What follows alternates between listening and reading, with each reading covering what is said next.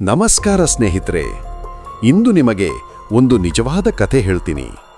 ನಂದಿಹಳ್ಳಿ ರೈಲು ನಿಲ್ದಾಣದ ಆತ್ಮದ ಕಥೆ. ಬೆಂಗಳೂರಿನಿಂದ ಸುಮಾರು 60 ಕಿಲೋಮೀಟರ್ ದೂರದಲ್ಲಿರುವ ನಂದಿಹಳ್ಳಿ ಎಂಬ ಸಣ್ಣ ಹಳ್ಳಿ ಇದೆ.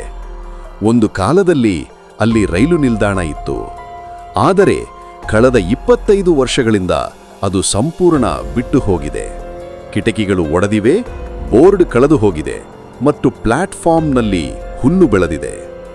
ಹಳ್ಳಿಯ ಜನರು ಹೇಳುತ್ತಾರೆ, ರಾತ್ರಿ 12 ಗಂಟೆಯಾದರೆ ಅಲ್ಲಿ ರೈಲು ಶಬ್ದ ಕೇಳುತ್ತದೆ.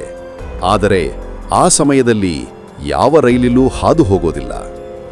ಒಮ್ಮೆ ಅರವಿಂದ್ ಎಂಬ ಯುವಕ ಈ ಮಾತು ನಂಬಿಲ್ಲ. ಅವನು ರಾತ್ರಿ ಒಬ್ಬನೇ ನಿಲ್ದಾಣಕ್ಕೆ ಹೋದ. ಕೈಯಲ್ಲಿ ಟಾರ್ಚ್ ಹಿಡಿದು ಪ್ಲಾಟ್ಫಾರ್ಮ್ ಮೇಲೆ ನಿಂತ. ಎಲ್ಲೆಡೆ ಮೌನ, ಕೇವಲ ಗಾಳಿ ಬೀಸುವ ಶಬ್ದ. ಅವನ ಕಣ್ಣಿಗೆ ಹಠಾತ್ ದೂರದಲ್ಲಿ ಬೆಳಕು ಕಾಣಿಸಿತು, ರೈಲು ಲೈಟ್. ಅವನು ನಿಶ್ಚಲವಾಗಿ ನೋಡುತ್ತಿದ್ದ. ಕೆಲವೇ ಕ್ಷಣಗಳಲ್ಲಿ ಒಂದು ಹಳೆಯ ಸ್ಟೀಮ್ ರೈಲು ಅವನ ಮುಂದೆ ಹಾದು ಹೋಯಿತು. ಆದರೆ ಅದರಲ್ಲಿ ಯಾರೂ ಇರಲಿಲ್ಲ. ಡ್ರೈವರ್ ಇಲ್ಲ, ಪ್ರಯಾಣಿಕರೂ ಇಲ್ಲ, ಕೇವಲ ಶಬ್ದ ಮತ್ತು ಹೊಗೆ. ಅವನ ಮುಂದೆ ಪ್ಲಾಟ್ಫಾರ್ಮ್ನ ತುದಿಯಲ್ಲಿ ಒಬ್ಬ ಹಳೆಯ ಕಂಡಕ್ಟರ್ ನಿಂತಿದ್ದ.